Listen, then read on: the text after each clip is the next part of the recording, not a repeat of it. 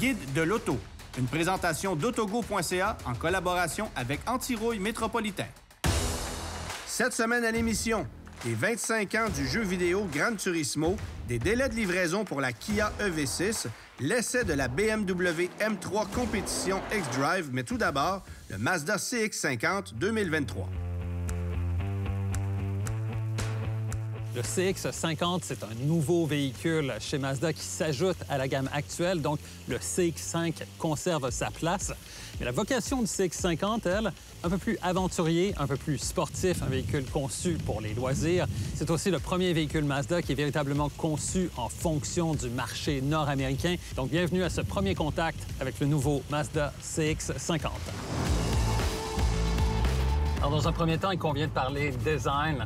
Mazda ont frappé un grand coup avec le look du CX-50. On remarque tout de suite, évidemment, les moulures noires qui sont à l'avant du véhicule, mais aussi sur les passages de roues, histoire de lui donner ce look un peu plus aventurier. C'est peut-être pas aussi agressif comme look que, par exemple, certaines versions des modèles Subaru actuels, mais ça demeure sobre, ça demeure raffiné, ça demeure un beau produit Mazda.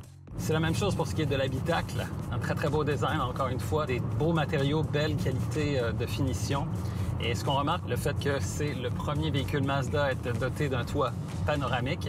On remarque l'intégration du système Apple CarPlay qui est maintenant disponible même sans fil, que ce soit Apple CarPlay ou Android Auto. Et aussi, l'écran surtout est maintenant devenu tactile. Pour ce qui est de l'habitabilité, maintenant, beaucoup de dégagement pour les jambes des passagers qui vont prendre place à l'arrière. Et ce qu'on remarque, c'est le côté pratique de ce véhicule. Par exemple, la soute à bagages est plus profonde, plus longue que large.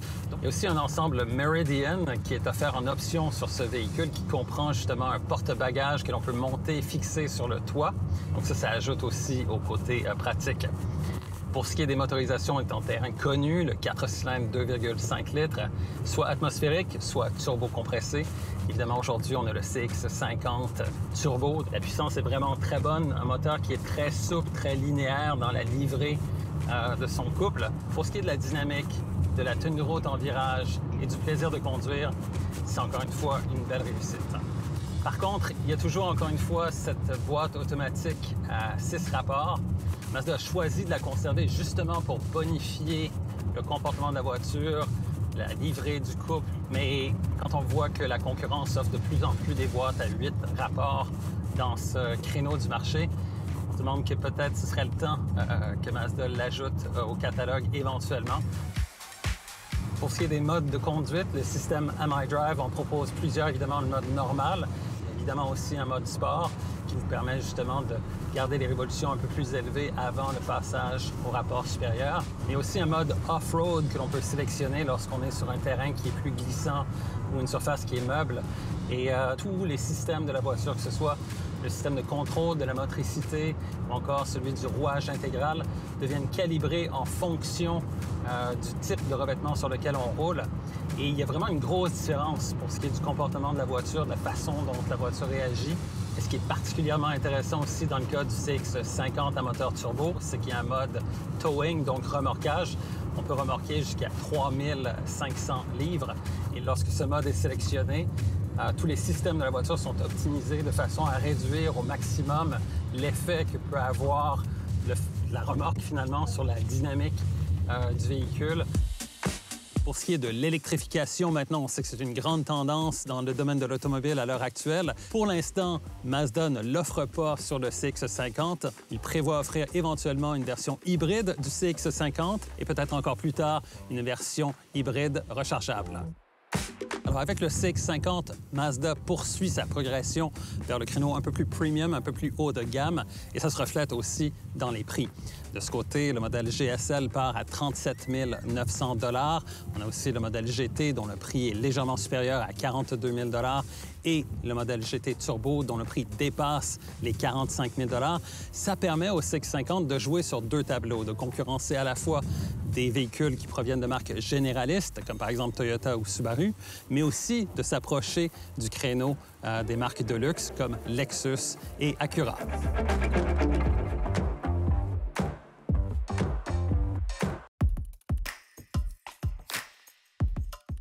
Saviez-vous que la voiture électrique utilise deux systèmes de freinage? le moteur électrique qui récupère de l'énergie et bien sûr le freinage conventionnel. Les freins sont moins sollicités. La corrosion s'installe, c'est l'usure prématurée. En plus, une possibilité d'une perte d'autonomie. Prévoyez un entretien annuel. Mathieu, il y a beaucoup de gens de mon âge, peut-être un peu plus jeunes, qui ont fait leur culture automobile sur un jeu qui s'appelle Gran Turismo. J'ai été moi-même adepte de la première édition de ce jeu-là, mais je suis pas un gamer dans l'âme, donc j'ai peut-être un peu décroché. Mais aujourd'hui, on est rendu complètement ailleurs. C'est incroyable parce que cette année, Gran Turismo célèbre 25 ans de jeux vidéo. Wow. 1997, ton premier Gran Turismo. Ouais. Je suis sûr que tu te souviens de ta voiture de prédilection. Dans la première édition, c'était la Mitsubishi GTO, qu'on pouvait monter un peu plus de 900 chevaux. Je pense que c'était la voiture la plus rapide, là. Mais je me souviens que les graphiques m'impressionnaient à un point tel où j'avais l'impression d'être dans la vraie vie. Et c'est sûr qu'aujourd'hui, quand tu regardes ça... Tu sais, quand on dit l'ignorance, c'est le bonheur. Ouais. On connaissait pas mieux. Non. Et Gran Turismo, à l'époque, c'était sensationnel. Ça nous offrait un réalisme. En fait, il y a un nom pour ça, c'est un jeu de simulation. On essayait de recréer le plus fidèlement possible la conduite automobile, mais les véhicules aussi. Aujourd'hui, 400 véhicules dans Gran Turismo 7, 90 circuits. Wow. Et si à l'époque, tu avais l'impression de vivre et d'avoir une sensation de conduite, aujourd'hui, on est complètement ailleurs parce que tout a un impact sur la conduite. Regarde simplement les graphiques. Tu vas voir, l'image, elle est séparée en deux en ce moment. Ouais. Ça, c'est le circuit réel. Et on a aussi le circuit tel que proposé dans Gran Turismo 7. C'est vraiment super bien fait, super bien réalisé. Évidemment, la température, la météo, ça va avoir une incidence sur le type de conduite que tu vas devoir adopter. Tu peux jouer avec la manette, bien entendu, mais aujourd'hui... Avec un simulateur. Ben, écoute, c'est rendu... Oui, accessible, mais il y en a qui amènent ça à un niveau absolument hallucinant. Et Gran Turismo, à mon humble avis, je pense que c'est une espèce d'encyclopédie 3D du monde de l'automobile. Et c'est ça qu'on veut faire, c'est célébrer le monde de l'automobile. Et il y a toute une nouvelle génération qui va redécouvrir des véhicules qui n'existent plus, mais qui, grâce aux jeux vidéo, sont capables d'être immortels. Au niveau sonore, bien entendu, le son s'est grandement amélioré aussi avec des sons ambiophoniques. Si une voiture te dépasse par la droite, tu sais très bien qu'elle te dépasse en ce moment par la droite. Quand on jouait à Gran Turismo 1, on se trouvait bien bon, tout ça, puis on s'est amélioré. Ouais. Est-ce que c'est plus difficile aujourd'hui parce qu'il y a davantage de paramètres de jouer ou d'être performant? Bien, c'est ça le grand défi. Et quand la franchise célèbre comme ça des étapes importantes, comme le 25e anniversaire, on va s'assurer de pouvoir inclure les joueurs chevronnés, mais aussi les joueurs débutants. Donc, ça va être agréable pour nous d'aller choisir un premier véhicule, de le modifier. Et d'ailleurs, chaque modification va avoir une incidence directe sur la conduite sur piste. Mais après ça, ce qui est le fun, c'est qu'on peut vendre nos véhicules, les améliorer. Et il y a même des sections café où là, on en apprend davantage sur différents modèles de véhicules. Bref, aujourd'hui, je suis pas en train de vous dire garochez-vous puis achetez-vous ce jeu-là puis passez-y de nombreuses heures. Ce que je veux surtout faire, c'est saluer le travail que fait Gran Turismo pour transmettre l'attrait et la culture du monde de l'automobile depuis à peu près 25 ans, ce qui est quand même pas rien.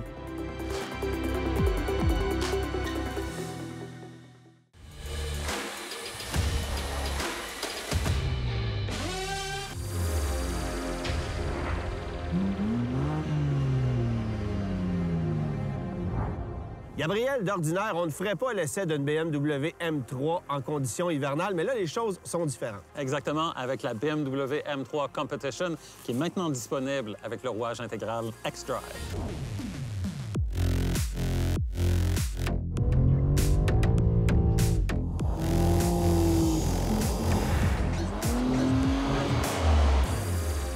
Antoine, dans un premier temps, il convient de parler de l'éléphant dans la pièce, la fameuse calandre de la M3. Oui, je vais être honnête avec toi. Dans le cas de la M3, c'est une voiture qui veut démontrer son muscle, sa puissance, son arrogance même. Moi, je suis capable de vivre avec ça. Oui, c'est ça. Oui, ça lui donne sa spécificité, son caractère propre à la M3 et à la M4, qui est la version 2 portes de cette même voiture. Bien, en fait, on a des ailes élargies, on a des voies qui sont plus larges, on a une partie arrière très agressive avec les 4 pots d'échappement. Évidemment, comme c'est la compétition, la fibre de carbone qui se met de la partie. À l'intérieur, maintenant, on le le sait tout de suite qu'on est dans une version de compétition en commençant par les sièges. Hein? Ces sièges-là font partie d'un ensemble d'options carbone. C'est un peu difficile de monter à bord et de sortir de la voiture. Mais une fois que tu es assis, la position de conduite est phénoménale. Tu te sens vraiment supporté de partout. On est complètement à l'opposé d'un siège de Buick Roadmaster. Tu es vissé dans un siège, pas moyen de bouger, comme si tu étais dans une navette spatiale puis que tu décollais pour la Lune. C'est vraiment des sièges dessinés pour ça, pour la conduite. Pour le reste, le design, c'est assez classique. Ce qui est le cool, moi, je trouve, de BMW, c'est que pour le système d'infodivertissement, tu as le contrôleur rotatif iDrive ici, donc tu peux y aller avec la molette, mais tu peux aussi y aller avec l'écran tactile. Donc, tu as les deux façons de contrôler les systèmes de la voiture, puis ça, je trouve ça vraiment génial. Puis ce qu'on remarque aussi, c'est le degré de finition, la qualité des matériaux. Évidemment, tu as les appliques en fibre de carbone un peu partout. Le volant est tout simplement magnifique. Et tu as surtout aussi les deux touches sur le volant, M1 et M2. Donc, tu peux paramétrer tous les systèmes de la voiture en fonction du type de conduite que tu veux avoir. Et simplement en appuyant sur un bouton, changer complètement le comportement, la personnalité, le caractère de la M3 Competition. Puis ça, je trouve ça vraiment génial.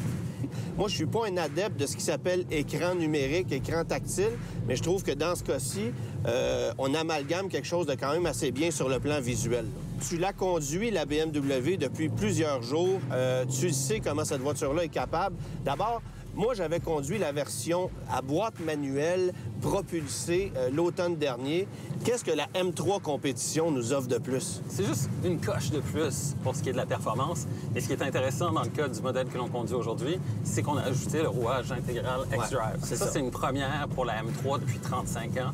C'est drôle parce qu'il n'y a pas d'emblème xDrive sur la voiture, hein? Exact. Il n'y en a aucun. Et tu peux la mettre aussi en mode 2 roues motrices. C'est ça qui est génial. Comme la M5. Exactement. Ce que je trouve absolument hallucinant de cette voiture, c'est son moteur.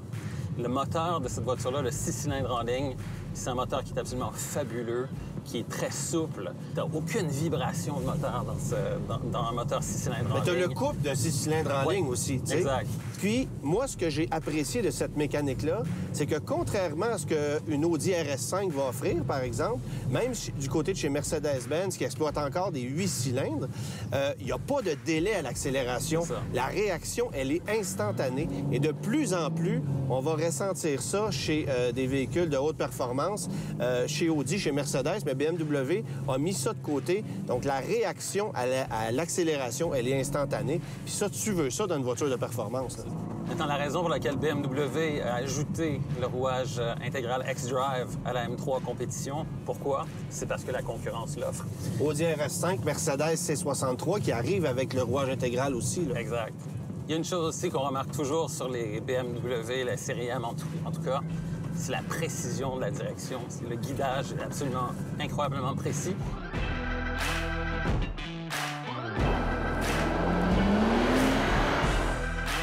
Gabriel, t'as conduit la version propulsée boîte manuelle de la M3, même chose pour moi. Là, on est en circuit fermé à Mécaglisse, dans des conditions hivernales idéales. Est-ce que tu as l'impression que cette voiture-là est moins amusante ou moins maniable qu'une version propulsée régulière? Je pense que mon sourire t'en dit long. Ouais, c'est ça. Alors, je te dirais que non. En fait, on sent qu'évidemment, le fait qu'il y ait une prise constante sur le train à avant, en vertu du rouage xDrive. Aussi, ce qu'il faut souligner de ce rouage-là, c'est qu'il priorise de toute façon la livrée du couple au train arrière. Ouais, c'est ça. Déjà, c'est quelque chose de bien. Pour ce qui est de la dynamique, pour ce qui est du plaisir de conduire, on est vraiment très, très proche de ce que la M3 Competition propulsion peut nous livrer là, comme feeling derrière le volant. Puis ça, c'est un exploit parce que souvent, on va voir ça dans l'industrie, une voiture propulsée qui est très amusante. Je pense à Lexus, entre autres. Et dès que tu mets un rouage intégral, bien là, tu perds toute l'âme de la voiture. Oui, ça, c'est vrai. Là, Gabriel, on est en situation, en plus de transfert de masse constante. Je peux te dire une chose, ces sièges-là nous tiennent en place.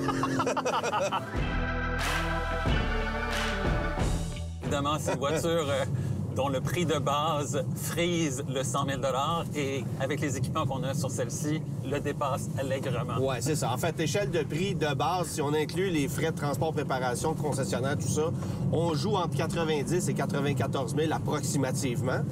Mais dans le cas qui nous concerne, on flirte avec le 110 000 parce qu'il y a des options sur la voiture. Alors non, ce n'est pas donné à toutes les bourses. Et puis, c'est une voiture, évidemment, quand même assez nichée, une voiture d'exception options parce que chez BMW, dans cette fourchette de prix-là, les gens vont souvent opter pour des VUS, même dans les versions M. Ouais, Alors, quand on se paie une M3 ou une M4, c'est vraiment parce que c'est ce qu'on veut. On veut se faire plaisir personnellement. Mais évidemment, la raison pour laquelle on achète cette voiture-là, c'est pour ce que tu es en train de faire en ce moment, c'est de te faire plaisir.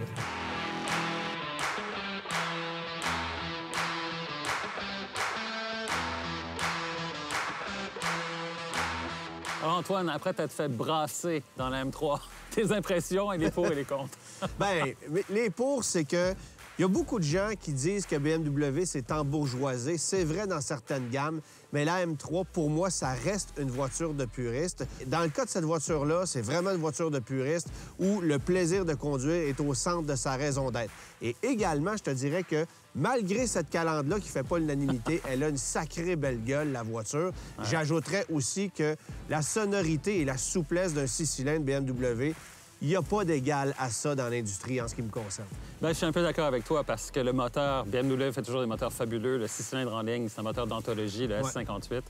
Et la puissance, mais aussi le fait qu'ils ont réussi à intégrer le rouage intégral sur une voiture aussi pointue, aussi performante que la M3, sans gommer un peu le plaisir de conduire. Ça, je trouve que c'est une très belle réussite. Je suis d'accord avec toi, la calandre, il faut s'habituer. Le roulement est peut-être aussi parfois ferme, même en mode confort, mais ça vient avec la nature de la bête.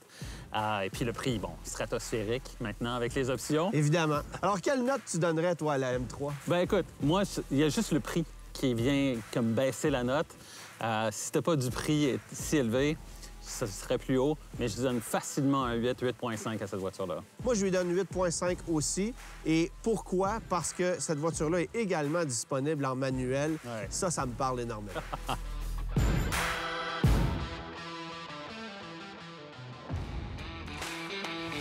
Économiser sur l'essence.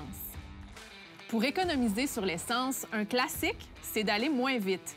Roulez aussi à vitesse constante et ayez le pied léger sur les pédales. Restez à l'affût des prix avec des outils comme Info Essence de CA Québec et utilisez vos cartes de fidélité.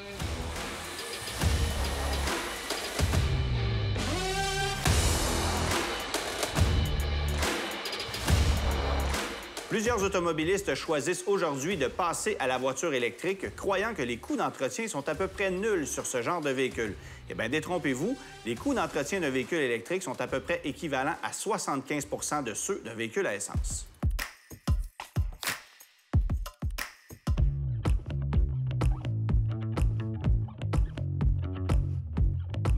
On répond aujourd'hui à la question de Sophia qui souhaite se procurer une Kia EV6 GT Line 2 2022 chez son concessionnaire. Malheureusement, et comme plusieurs personnes, elle a eu une réponse un peu négative puisque les délais d'attente sont très longs sur ce modèle-là, au moins 18 mois. Ce que lui propose son concessionnaire en attendant, c'est la location d'une Kia Niro électrique, un modèle SX 2022, jusqu'à ce qu'arrive la Kia EV6 qu'elle commanderait aujourd'hui. Et sa question, est-ce que c'est une bonne affaire?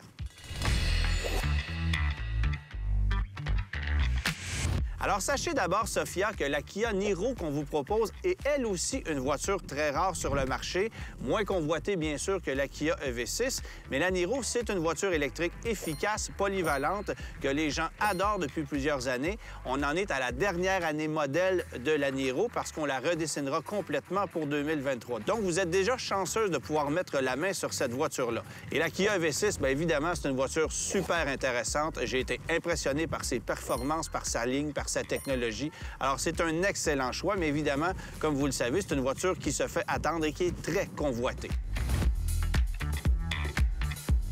Alors maintenant, ce qu'il faut savoir, c'est que le concessionnaire vous propose une location pour la Kia Niro que vous convoitez en attendant de recevoir la Kia EV6. Et ça, ce n'est pas nécessairement la meilleure stratégie pour vous. Pourquoi? Parce que le concessionnaire va vous louer une voiture sur un terme de 48 mois en reprenant la voiture ensuite sans pénalité. Le problème, c'est qu'on applique un crédit gouvernemental sur cette location qui serait partiellement résiliable si vous redonnez les clés après 18 ou 24 mois. Pourquoi? Parce qu'il faut posséder la voiture pour un terme minimal de 48 mois pour qu'on puisse appliquer le crédit gouvernemental. Alors que si vous achetez la voiture, vous ne devez que posséder la voiture que pendant 12 mois pour qu'on puisse appliquer le plein crédit. Il est donc plus avantageux pour vous d'acheter la Kia Niro EV, une voiture qui de toute façon va se revendre très facilement et sur laquelle vous ne perdrez pas un sou. De cette façon-là, vous allez pouvoir profiter du plein crédit gouvernemental sur la Kia Niro, mais aussi sur la Kia EV6, qui pourrait malheureusement arriver plus tard que prévu parce que la demande est très forte pour la Kia EV6. Il est difficile de pouvoir prévoir avec exactitude l'arrivée d'une commande qu'on placerait aujourd'hui. Cette émission vous a été présentée en collaboration avec autogo.ca.